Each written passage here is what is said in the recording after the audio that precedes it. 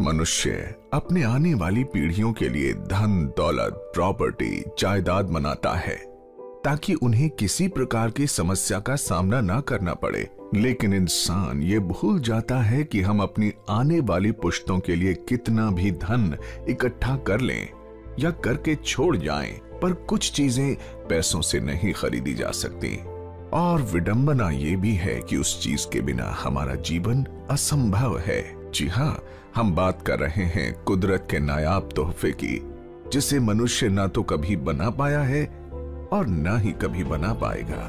इसे केवल और केवल कुदरत द्वारा ही प्रदान किया जाता रहा है, जिसका नाम है जल, पानी, नीर, वाटर। इसे तो केवल अपनी सूझबूझ और समझदारी या जागरूकता से बचाया जा सकता है, अन्यथा इसका कोई और विकल्प नहीं है। बचाने के नाम पर हम हमेशा पैसे बचाते हैं और बैंकों में जमा करते हैं। दूसरी ओर ऐसे भी बैंक हैं जिस पर हमारा ध्यान ही नहीं जाता, जबकि वर्तमान में अगर इन बैंकों को न बचाया गया तो एक विकट समस्या खड़ी हो जाएगी। पिताजी ने कहा था एक दिन गांव में पानी खत्म हो जाएगा, तब तुम्हें पानी की कीमत समझ में आएगी।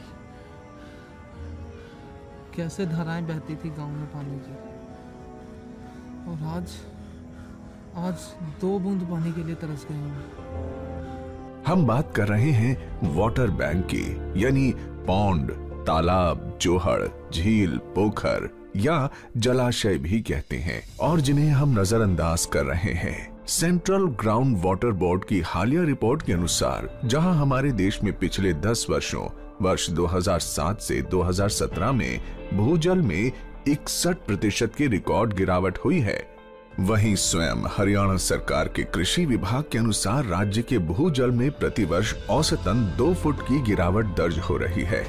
ये अत्यंत चिंतनीय स्थिति राज्य के भविष्य और विकास पर ही प्रश्न चिन्ह लगा देती है। राज्य के जिन तालाबों में पानी है भी, वो भी इस कदर प्रदूषित है कि इससे बचा खुचा भूजल भी जहरीला हो रहा है। यही प्रदूषित जल राज्य के लोगों के पीने के काम आ रहा है, और इसी से हमारी फल, सब्जियां और खाद्यान्न भी उत्पादित किए जा रहे हैं। इसका दुष्परिणाम भी सामने है। बड़ी संख्या में लोग गंभीर बीमारियों का शिकार हो रहे हैं। अतः समय रहते हमें राज्य में स्थित तालाबों और अन्य जल संसाधनों की गुणवत्ता एवं मात्रा को ठीक करना होगा। विशेष तौर पर ग्रामीण अंचल में पलने वाले लोगों की जीवन रेखा इन्हीं जोहड़ों पर निर्भर करती है, और हरियाणा प्रदेश की कुल आबादी का एक बड़ा हिस्सा इन गांव में गुजर बसर करता है। वैसे तो हम सबकी जिम्मेदारी बनती है कि इन जोहड़ों तालाबों को अपनी आने वाली पीढ़ियों की जिंदगी के लिए संभालें, संवारें, सजाएं और इनका नवीनीकरण करें, क्योंकि ये वही जोहड़ और तालाब हैं जहां हमारे पशु और पक्षी पानी पीते हैं, नहाते हैं। इन्हीं जोहड़ों और तालाबों का पानी सिंचाई के काम भी आता है। ये वही जोहड़ और तालाब हैं जो बारिश में पानी को अपने अंदर समा लेते हैं। ये वही जोहड़ तालाब हैं जो हमें मछली पालन का व्यवसाय भी देते हैं और हमारे भूजल को दुरुस्त करते हैं। इन्हीं जोहड़ों तालाबों से हमारे कई धार्मिक रीति रिवाज भी जुड़े हुए हैं। इन्हीं जोहड़ों और तालाबों के द्वारा गांव के गंदे पानी को भी साफ करके कई तरह के उपयोग में लाया जा सकता है। मनुष्य के जीवन में इतना विशेष महत्व रखने वाले तालाब और जोहड़ों की दयनीय दशा पर हरियाणा के यशस्वी मुख्यमंत्री श्री मनोहर लाल जी ने गंभीरता दिखाते हुए अपनी दूरगामी सोच और विवेक से सन 2018 में हरियाणा तालाब प्राधिकरण निर्माण का दूरदर्शितापूर्ण निर्णय लिया व जून 2018 में ही हरियाणा तालाब प्राधिकरण अध्यादेश जारी कर दिया।